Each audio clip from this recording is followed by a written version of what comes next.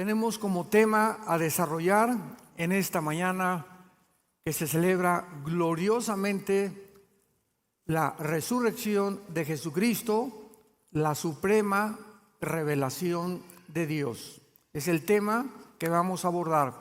Pero antes de leer Hebreos 1 del 1 al 3, quiero compartirles algo, un detalle, una reflexión preciosa, que tal vez muchos de nosotros no nos habíamos dado cuenta, porque hay tantos tesoros en la Biblia, tantas piedras preciosas, que, como dice la Biblia también, lo que no ha subido al corazón y lo que oídos no han oído, es lo que Dios tiene preparado para los que le aman.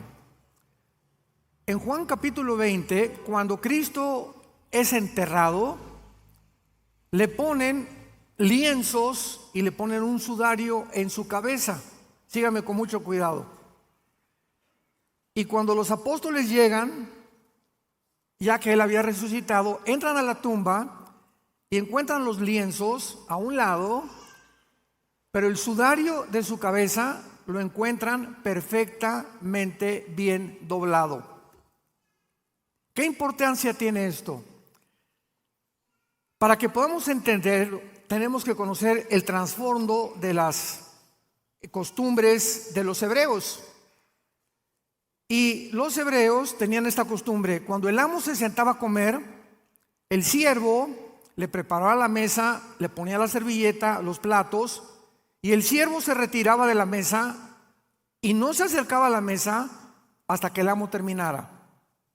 Entonces, cuando el amo terminaba, tomaba la servilleta, se limpiaba las barbas, las puntas de las manos y las manos, y si la servilleta la ponía así desordenadamente, el siervo daba a entender, o le daba a entender al siervo, que podía venir a recoger la mesa, que ya no iba a regresar. Pero si el amo, después de limpiarse, doblaba bien la servilleta y la dejaba, le estaba diciendo al siervo que iba a regresar. ¿Capiche? ¿Lo entendieron? Al dejar Jesús doblada su ropa de su cabeza, nos envió un mensaje: voy a regresar por ustedes. Esos detalles insignificantes que encontramos en la Biblia nos muestran, ¿verdad? Yo le venía platicando ahorita en la mañana al pastor Saúl, que tan amablemente me va a recoger a donde estoy hospedado. Le decía: Saúl, es increíble que podamos estudiar el Corán de los musulmanes, el Tripitaka de los budas, el Veda de los persas, los libros sagrados que tú me quieras encontrar, y en ningún libro sagrado encontramos tantas maravillas, tanta sabiduría, tanta racionalidad, tanto sentido común como en este maravilloso libro que es la Biblia. Bienaventurados los varones o las mujeres que día y noche, no solamente al mediodía, día y noche meditan, leen, estudian, porque serán como árboles plantados junto a corrientes de agua, que van a dar su fruto a su tiempo y su hoja nunca caerá. Dichosos los que día y noche leen, memorizan, estudian la palabra de Dios. Muy bien, vamos a la lectura, Hebreos 1 del 1 al 3, que dice lo siguiente: Dios, habiendo hablado muchas veces y de muchas maneras en otro tiempo a los padres por los profetas, en estos postreros días nos ha hablado por el Hijo, a quien constituyó heredero de todo y por quien asimismo hizo el universo, el cual, siendo el resplandor de su gloria y la imagen misma de su sustancia, y quien sustenta todas las cosas con la palabra de su poder, habiendo efectuado la purificación de nuestros pecados por medio de sí mismo, se sentó a la diestra de la majestad en las alturas. El ser humano ha nacido, desde que el pecado entró al mundo, con un vacío interior en su alma y con una pasión, un deseo de adorar a algo o a alguien. Nunca, jamás en la historia, ninguna tribu, ninguna civilización, ninguna nación, nunca en la historia ha habido algún grupo de personas que no adoren a algo o a alguien. Han adorado la luna, las estrellas, hacen ídolos, levantamos las flores, se adoran a las plantas. Los primeros pobladores de Estados Unidos, Norteamérica, los Cheyennes, los Cherokees, los Sioux, adoraban los espíritus que decían que estaban en los árboles, etcétera, etcétera, porque algo nos muestra la necesidad de trascender y de encontrar a algo o a alguien que nos pueda responder o con quien nos podamos comunicar. Este sentimiento no lo tienen los changos. Nunca ha visto un grupo de conejos, alabaré, alabaré, ¿verdad? Los animales no tienen conciencia de un ser supremo. Esta es una de las características peculiares del ser humano. Pero la pregunta que vamos a contestar es: ¿de dónde vienen estos sentimientos internos y esta vaciedad que tenemos? Que podemos tener dinero, podemos tener poder, popularidad, publicidad, y sentirnos al mismo tiempo vacíos. El gran rey del rock and roll, Elvis Presley, en el siglo pasado, tenía 500 mujeres esperando en la esquina de su casa, 500 mujeres esperando que pudiera recibir a una por una cada semana para tener relaciones con él. Las defensas de sus Cadillacs eran de oro puro. Michael Jackson, cuando murió, el rey del pop, son dos reyes, uno del rock and roll y otro del pop. No se sabía si era hombre o era mujer. Nació negrito, no le gustó, se quiso poner blanco, se puso sustancias que le cambiaron el color, tenía un odio tenía que salir con paraguas, cubierto, tenía un miedo a morir de algún microbio, alguna bacteria, alguna infección. Elvis Presley murió drogadicto a los menos de 45 años de edad. Sus últimos conciertos en Las Vegas ya no podía ni siquiera hablar ni pronunciar, se le olvidaba la letra de las canciones. Michael Jackson murió en una desesperación total y después se descubre que era un pederasta que violaba a los niños, que invitaba a su granja que tenía tipo Disneylandia, propiedad de él, y los violaba, niños menores de 10 años de edad. Entonces vemos que detrás de todos los personajes políticos, deportistas, cantantes, que se supone que son los representantes del éxito y de la fama, mueren peor que los animales. Nunca encontraron la respuesta a esa vaciedad. Elvis Presley la buscó en las mujeres, en la fama. Michael Jackson en los niños. Imaginémonos qué manera más desperdiciada de vivir, ¿verdad? Y en Eclesiastés 3:11 el rey Salomón nos da la respuesta. Dios hizo todas las cosas buenas en su tiempo. Eclesiastés 3:11. Y Dios puso la eternidad en el corazón humano, sin que el hombre entienda las cosas que Dios ha hecho. Entonces, desde que nacemos los seres humanos, llámense chichimecas, tlaxcaltecas, olmecas, sioux, cheroques, aucas del Ecuador, lacandones o en el Brasil o lo que sea, no importa a través del mundo el tipo de ser humano, todos nacemos con la eternidad. ¿Qué significa esto? Que sabemos que de alguna manera la vida no lo es todo. Y por eso los aztecas le sacaban el corazón y lo ofrecían ¿a quién? A los dioses, para calmar su ira. Los tribus en Estados Unidos, los Cherokees, los Sioux, los Cheyennes, creían, ¿verdad? Y los ponían y quemaban a sus muertos sabiendo que su alma iba a subir a algún lado. Pero hay siempre esta existencia, los budistas, los musulmanes, todos, ¿verdad? De alguna manera sabemos, los hindúes, tienen a Vishnu, a Shiva, sus dioses, sabiendo que están fuera de nuestra naturaleza y de nuestra dimensión, y que hay algo que tenemos que hacer para agradarlos. Sin embargo, no hay necesidad, dice la Biblia, gracias a Dios, que permanezcamos en tinieblas, damas y caballeros, tratando de buscar a Dios de diversas formas. ¿Por qué? Porque Dios se ha revelado. Dios se ha revelado de diferentes maneras. Número uno, los que lo quieran apuntar, a través de la naturaleza.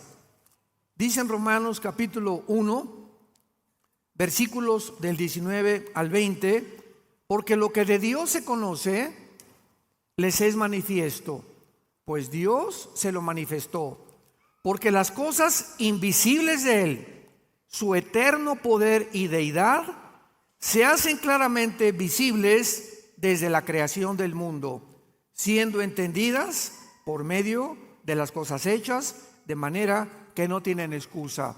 ¿Qué está diciendo el apóstol Pablo? Si yo veo una pintura, hay un pintor. Si veo un edificio, hay un arquitecto. Si veo un reloj, hay un relojero. Si veo un teclado, hay alguien que diseñó eso.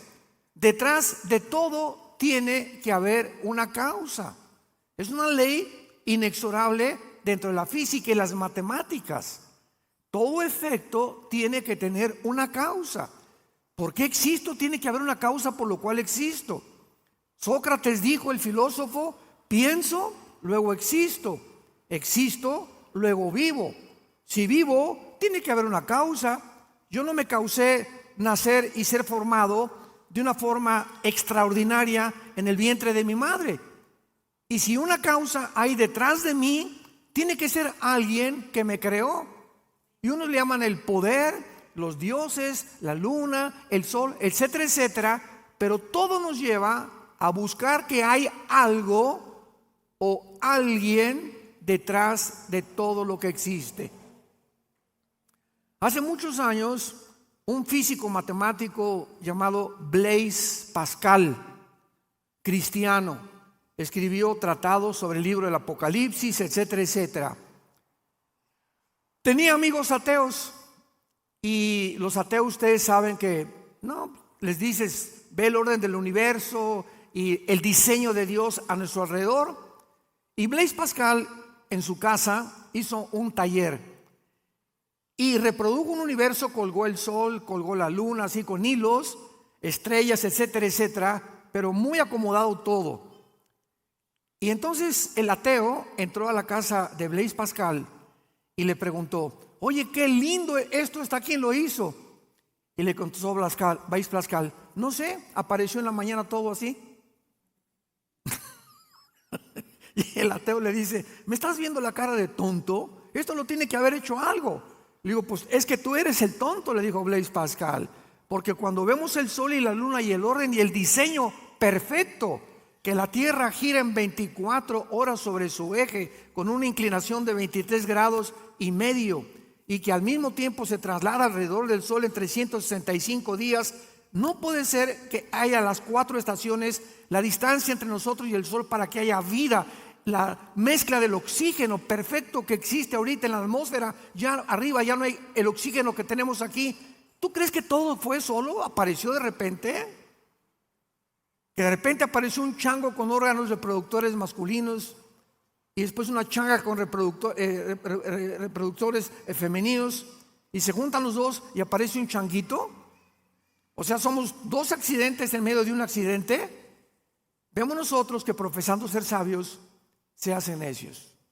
Por eso el ateísmo es insostenible filosóficamente, ni físicamente, ni biológicamente, menos matemáticamente.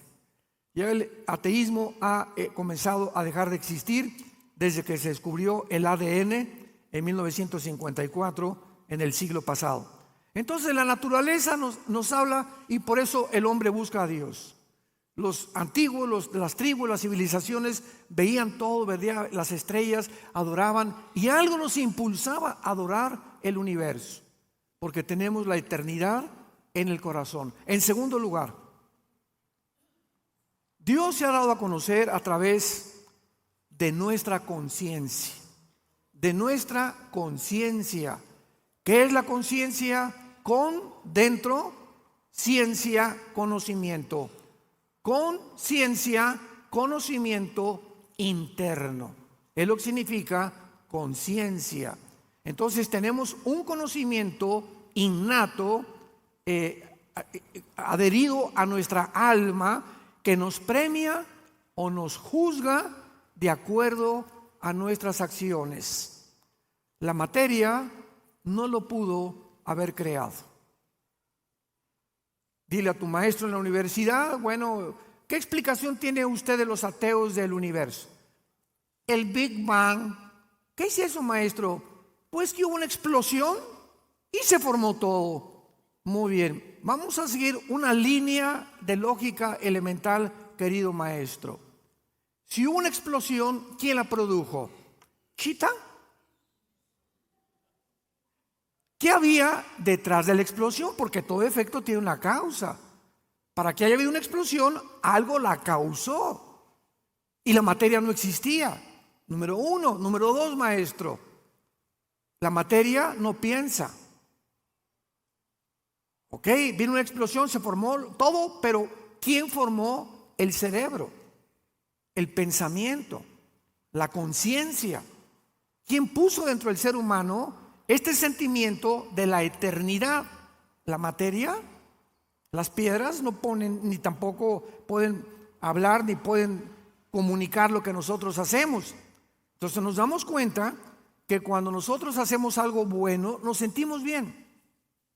Un ejemplo es el mismo Al Capone, el gran gángster del siglo XX, 1920, 1930, que gobernó Chicago. Era el rey de la mafia, Al Capone. ¿Saben lo que hacía Al Capone para tranquilizar su conciencia? En diciembre se disfrazaba de Santa Claus. Y se ponía, nadie sabía que era Al Capone, y se ponía afuera de escuelas a repartir dulces a los niños. Y al llegar a su casa, pues se persinaba, hice una obra buena por lo menos, ya me perdonas, ¿verdad, Diosito? Y al otro día agarraba la ametralladora y mataba a 500 personas. De alguna forma, buscamos la forma de apagar la voz interior de la conciencia que nos atormenta. Cuando tú haces algo malo, te quita el sueño, no puedes dormir, sientes que tienes que pedir perdón. Si es que no has endurecido tu conciencia, porque la Biblia dice, el apóstol Pedro dice que se puede cauterizar la conciencia. O sea, ¿qué significa esto? La palabra cauterizar. Si yo agarro un hacha o un martillo y lo estoy constantemente usando, se van a desarrollar callos en la mano.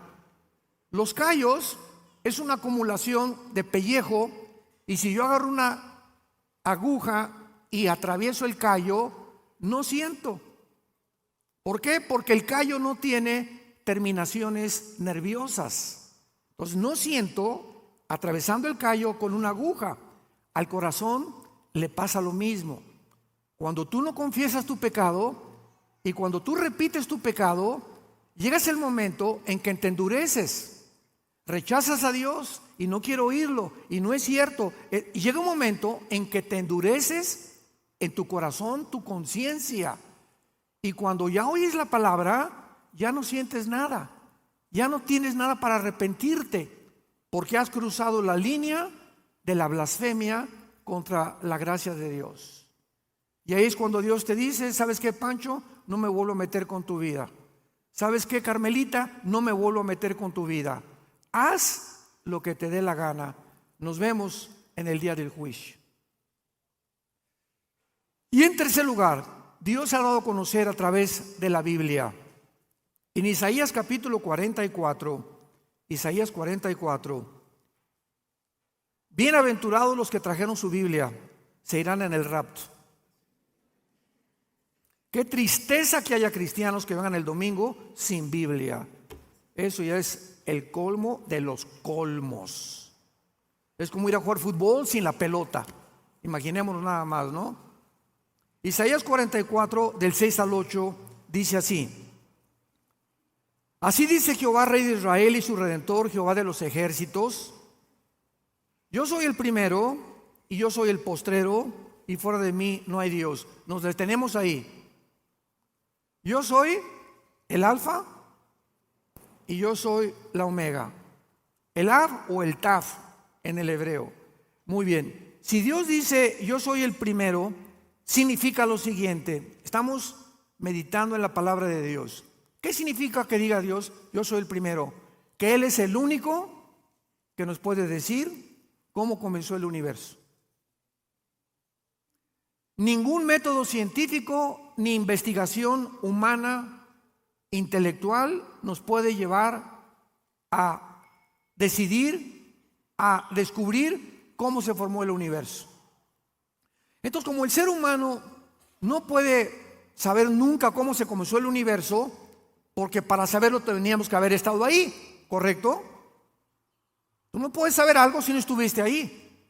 Entonces, como no estuvimos en el principio, inventamos. Pues se hizo el Big Bang, venimos del chango, etcétera, etcétera, porque no tenemos información en nuestra mente limitada. Y cuando Dios dice yo soy el primero, abrimos el Génesis y comienza la Biblia. En el principio, Dios creó los cielos y la tierra. Y cuando dice la Biblia en el principio, significa que hubo un principio y que no hay eternidad en la creación de Dios. Algo comenzó y algo va a terminar. Y si hay esto, significa que las leyes de la termodinámica, la primera y la segunda ley de la termodinámica, corroboran que realmente todo está en descomposición.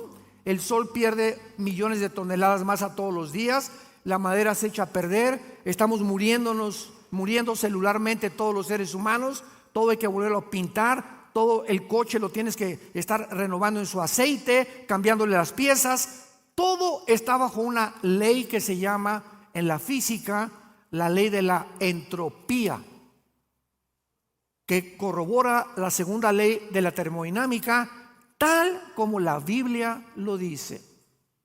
En el principio Dios creó los cielos y la tierra, la materia, el espacio y el tiempo. En un versículo se encuentra lo que los físicos descubren hasta Galileo Galilei, y hasta que Blaise Pascal, y hasta que todos los grandes científicos, Pasteur, Einstein, y la Biblia tenía razón. Entonces, Dios es el primero. ¿Quieres saber cómo comenzó todo? ¿Quieres saber quién eres tú? ¿Quién nos creó? ¿Para qué fuimos creados? ¿Cuál es mi propósito y mi sentido en la vida? ¿Hacer dinero? ¿Llegar a ser famoso? ¿Que me aplaudan? ¿Que me reconozcan? ¿Ese es tu propósito en la vida? ¿Tener 500 mujeres? Si tú buscas todas estas cosas, vas a acabar en las tinieblas. Naciste en tinieblas, vives en tinieblas y morirás en tinieblas, sin haber descubierto nunca en tu vida la razón de tu existencia. Entonces, dice la Biblia, si Dios es el primero, Él tiene las respuestas. Ahora bien, si Él es el primero, Él es el último, ¿correcto? ¿Dónde nos encontramos? En medio. Si Él es el primero y Él es el último, no hemos llegado al final. Ahora, si estamos en medio y volteamos hacia atrás y vemos que desde el principio hasta nuestros días las profecías bíblicas se han cumplido al pie de la letra, significa que las que faltan por cumplirse hasta el final se cumplirán de la misma manera. Y eso nos llena de paz, de seguridad, que estamos firmes en la palabra y en los brazos del Señor Jesucristo, y que nadie nos separará jamás de su amor. Yo soy el primero y yo soy el postrero, dice el Señor. Ahora pongan mucha atención. Versículo 7. Vean el desafío que lanza Dios al mundo. Dice Dios: ¿quién proclamará el futuro o lo venidero? Lo declarará y lo pondrá en orden delante de mí, como hago yo desde que establecí el pueblo antiguo. Dice Dios, tráiganme a Jim Dixon, tráiganme a Walter Mercado, tráiganme a todos los que se dicen adivinos o disque profetas. A ver, vengan para acá. Díganme y háganme una cronología de toda la historia. No, pues es que Nostradamus hizo profecías que se cumplieron el 20% y el 80% nunca se cumplieron. Y hay una ley en la Biblia que dice que si un profeta se atreve a hablar y anunciar algo futuro y no se cumple el 100%, no el 99,9%, si no se cumple el 100%, es un falso profeta. Jim Dixon, 2 semanas antes que mataran al presidente Kennedy, una mujer fue al New York Times en Nueva York y les dijo: veo sangre en Dallas, Texas, 1961-62, cuando mataron al presidente John Kennedy en Dallas, Texas. Veo sangre y fue así, mataron a Kennedy, tal como ella lo dijo. Pues se hizo famosa y todo el mundo la quería consultar. De ahí en adelante, ella se va a Nueva Jersey y luego se fue a otro estado en Nueva York para que pudiera dar conferencias de qué iba a pasar en el mundo. Nunca jamás volvió a dar ninguna otra profecía. Todas se equivocó. ¿Qué significa esto? Que el diablo muchas veces toma personas para poderles hacer creer a la gente que son profetas. Pero la única profecía se encuentra aquí. La Biblia es un libro sellado y acaba diciendo en Apocalipsis: si alguien le agrega algo o le quita algo a este libro, las maldiciones de la ley caerán sobre él.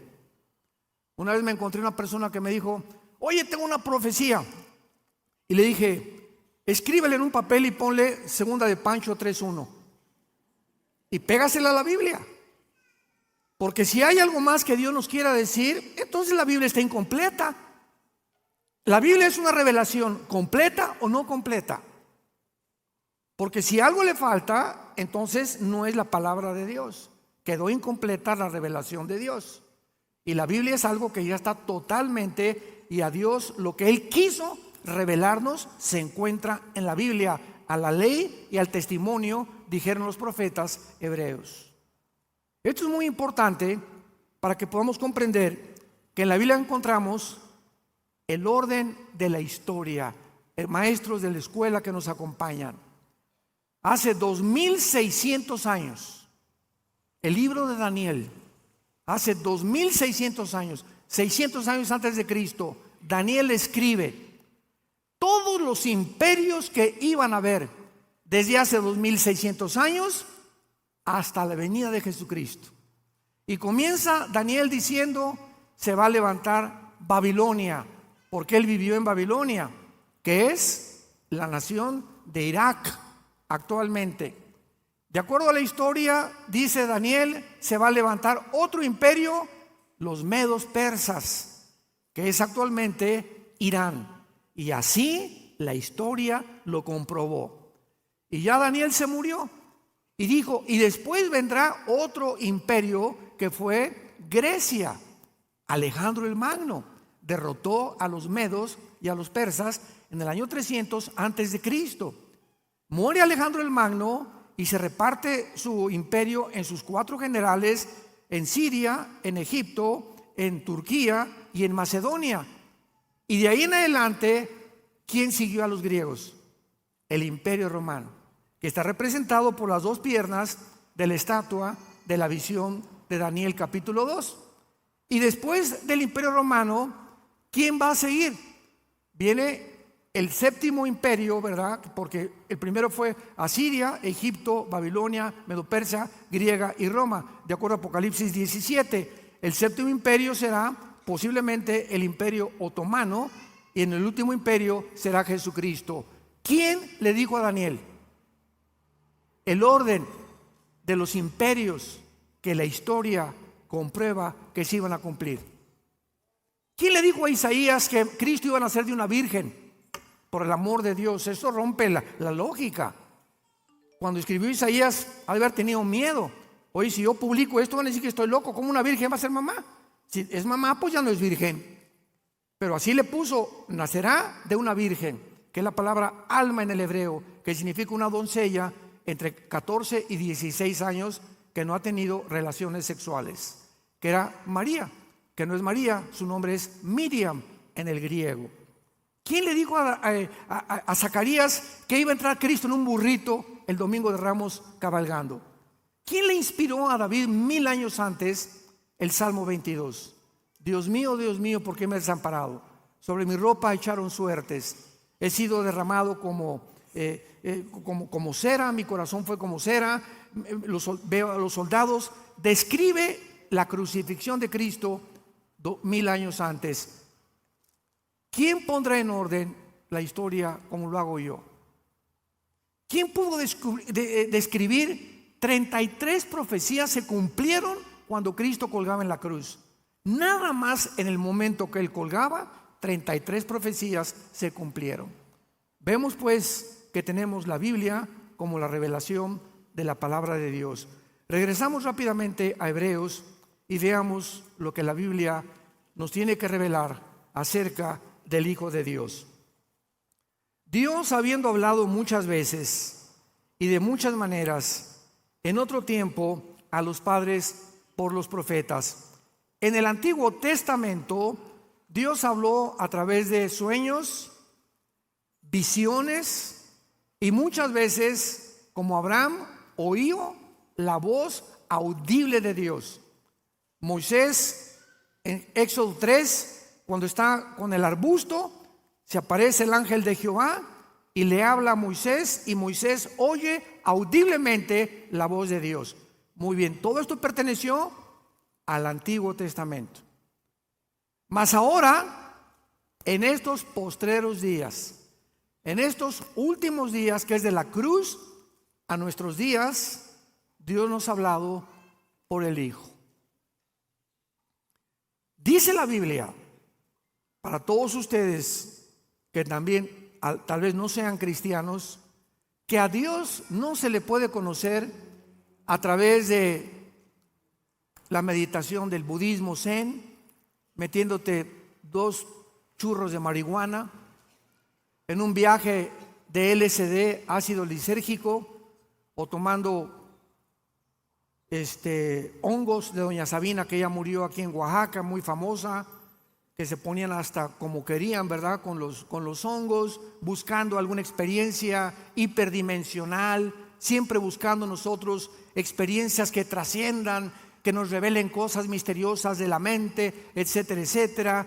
Y muchos, yo me acuerdo que mi hermano, que fue el que me llevó a Cristo, estuvo con doña María Sabina 2 semanas. Le dije, con razón. No, gracias a Dios que se salvó, ¿verdad? Y está en sus 5 sentidos, es director del Instituto Teológico, no se vayan a asustar. Y me dijo claramente, ¿verdad? Cuando me puse y que estaba buscando a Dios, siempre me decía, con los amigos que fui, buscábamos a Dios y queríamos una experiencia así, para poder entender quién era Dios a través de métodos satánicos que el diablo quiere inducirnos para conocer a Dios. A Dios no lo puedes conocer a través de Buda, a Dios no lo puedes conocer a través de ninguna religión. Si algún ser humano quiere conocer a Dios, escucha esto con mucho cuidado. Antes de conocer al Padre, necesitas conocer al Hijo. Primero tienes que encontrarte con Jesucristo para que Jesucristo te presente a su papá. Veamos esta verdad en Mateo capítulo 11, versículo 27. Qué importante es esta revelación. Dice así, Mateo 11,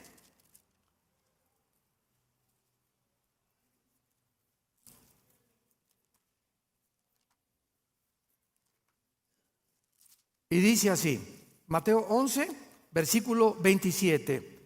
Todas las cosas es Jesús hablando. Con mucho cuidado lean esto. Todas las cosas me fueron entregadas por mi Padre y nadie conoce al Hijo sino el Padre. Ni el Padre conoce a alguno sino al Hijo y aquel a quien el Hijo lo quiera revelar. Cualquier ser humano que quiera buscar a Dios fuera de Jesús es un Dios falso. No es el Dios de la Biblia, creador de los cielos y de la tierra. No es el Padre de Jesucristo. Primero, crees lo que Él hizo en la cruz, lo invitas a tu vida, entra en la forma del Espíritu Santo y ya Cristo entrando a tu vida, el Espíritu nos quita y nos comienza a desempeñar las telarañas que teníamos en el cerebro mentales por el pecado, y entonces ya puedo venir a la Biblia con la mente de Cristo. Dice 1 Corintios 2 que tenemos la mente de Cristo y puedo comenzar a entender quién es Jesús. Mientras tanto, vienen doctorados en filosofía, ciencias políticas, científicos como Stephen Hawking, el gran astrónomo inglés que decía que no existía Dios, y no importa lo inteligente que pueda ser el ser humano, se estrellan, chocan contra los pensamientos de Dios, porque vienen con su mente limitada, finita, porque somos seres finitos, y los pensamientos de Dios sobrepasan nuestros pensamientos. Nos dice la Biblia que hay un velo en los seres humanos, un velo que no les permite ver el mundo real. Y mientras ese velo no se ha quitado, no puedes ver ni conocer a Dios.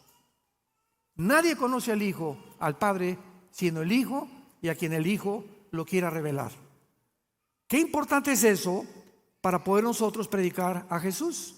Por eso predicamos a Jesús, porque cuando la persona recibe a Jesús, lo hemos introducido a la presencia de Dios, porque es Jesús el que nos lleva con su sangre y su muerte, nos abre el camino al lugar santísimo. En estos postreros días nos ha hablado por el Hijo, o sea, la última palabra de Dios es Jesucristo. Ya no hay otra manera de buscar a Dios más que a través de su Hijo. Y comienza la Biblia a describir a Jesucristo. El Hijo fue constituido heredero de todo. Heredero de todo. ¿Qué significa esto?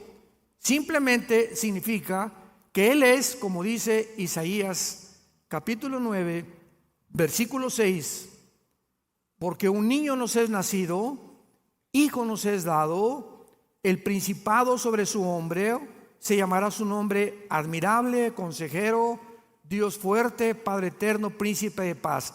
Lo dilatado de su imperio y la paz no tendrán límite sobre el trono de David y sobre su reino, disponiéndolo todo y confirmándolo en juicio y en justicia desde ahora y para siempre. El celo de Jehová de los ejércitos hará esto. Cristo no solamente es el heredero de todo lo que ha sido creado en el universo, absolutamente todo. Y al entrar a nosotros, nos hace a nosotros, no a los ángeles, coherederos,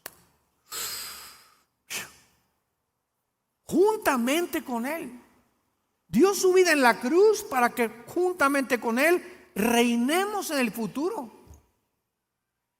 Más que los ángeles. Nos ha elevado Dios a una posición mucho más elevada en Jesucristo que los mismos ángeles. Y continúa diciendo Hebreos, y por quien asimismo hizo el universo. Imaginémonos que no existe nada, ni querubines, ni ángeles, ni estrellas, ni galaxias, no existe nada. Está el Padre. Y en ese momento, el primer pensamiento del Padre, porque Dios es amor, fue una cruz. Antes de que Dios creara todas las cosas, en su mente estaba la cruz, su amor. Porque si las criaturas que Él iba a crear querían conocerlo a Él, tenían que conocer que Dios es amor. Pero Dios sabía por su preconocimiento que los ángeles se iban a rebelar, que los seres humanos se iban a rebelar, que Adán y Eva iban a comer del fruto prohibido. Dios sabía todo esto. Entonces, Dios tenía que crear seres que fueran libres para escoger adorarlo voluntariamente. Pero para que esto exista, tiene que haber la libertad. ¿Y qué es la libertad? Tiene que haber dos caminos, el bien y el mal. Entonces Dios permite que el mal entre en el universo para que sus criaturas se enfrenten con lo opuesto a la bondad, al amor, a la paciencia, etcétera, etcétera, y conozcan el otro lado de la maldad, que es la maldad, el árbol del conocimiento del bien y del mal. Pero es como en la política. Si tú vas a un pueblito o a una nación donde vienen las elecciones y solamente hay un candidato, ¿se llama democracia? ¿Qué se necesita para que haya libertad? Otro candidato, libertad para votar, porque si nada más hay uno y uno va a ganar, pues es una charada, es un chiste la democracia, ¿no? ¿Por qué? Porque no hay libertad, ya está determinado quién va a ganar. Y así es exactamente con nosotros. Si nosotros vamos a orar a Dios libremente, tenemos nosotros que tener otro camino aparte del bien. Porque Dios nos pudo haber creado con una llave y puesto un chip que dijera: adórame, adórame, adórame, adórame, como robots. Él lo pudo haber hecho, pero sin embargo nos creó con la libertad de escoger para hacernos responsables de nuestras acciones y para que en esta vida que tienes tú escojas entre el bien y entre el mal. Jesucristo hizo, dice la Biblia, el universo. Él fue la razón de que existan las hormigas, los pájaros, la luna, Marte, el sol, las estrellas, las galaxias y todo lo que existe. Y ese creador por el cual todo fue hecho se mete a un esperma humano, al vientre de María. Y el Espíritu Santo fertiliza el óvulo de María con el cromosoma Y, porque el Mesías tenía que ser varón. Entonces, el Mesías tenía que traer el cromosoma Y, que es el que determina el género de nosotros los varones. Las mujeres no tienen el cromosoma Y como lo tenemos nosotros.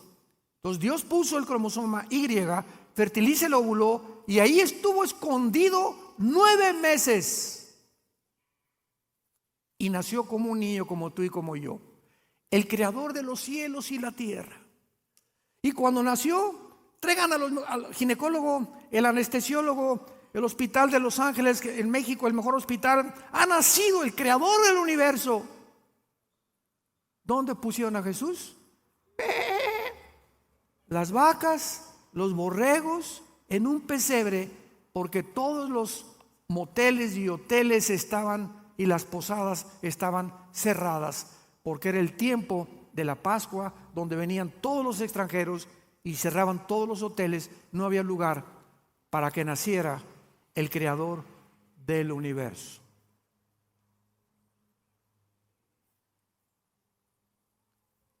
Y antes de morir, se hinca a sus discípulos, agarra una toalla y les lava los pies a los 12 apóstoles.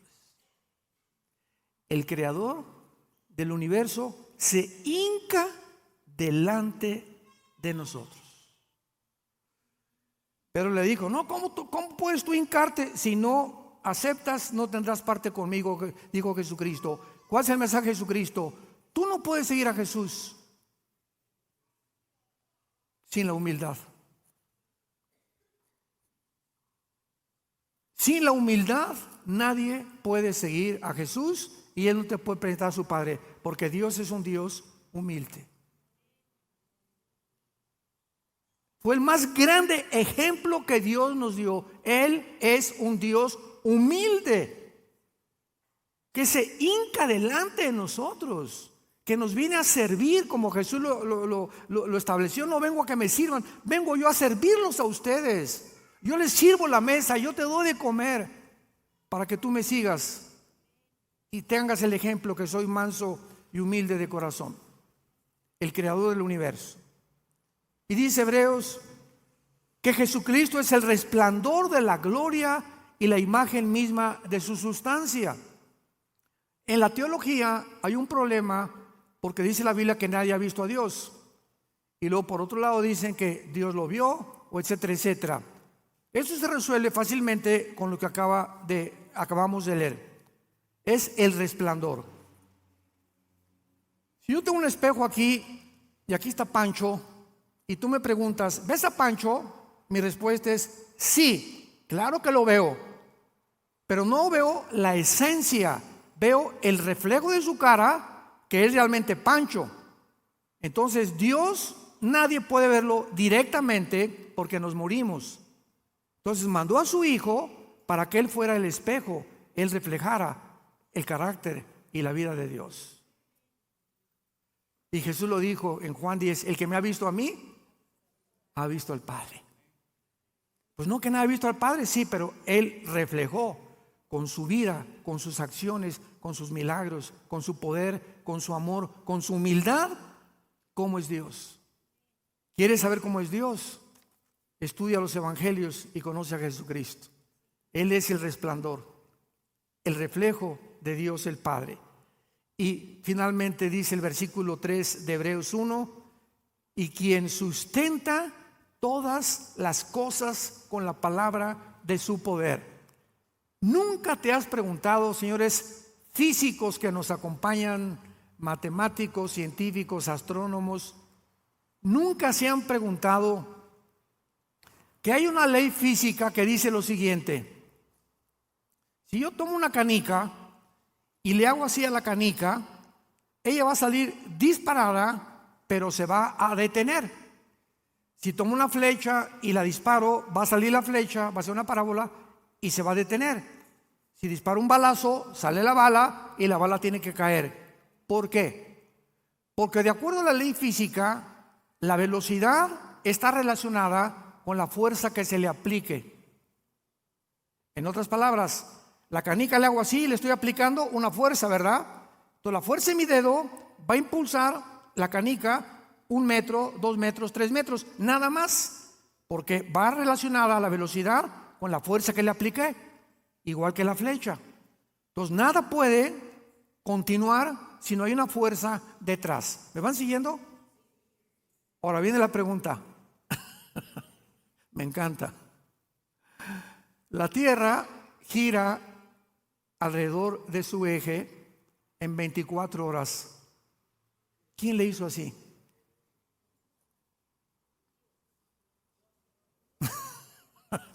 Pregunta al físico matemático, al ateo, discípulo de Nostradamus de tu escuela.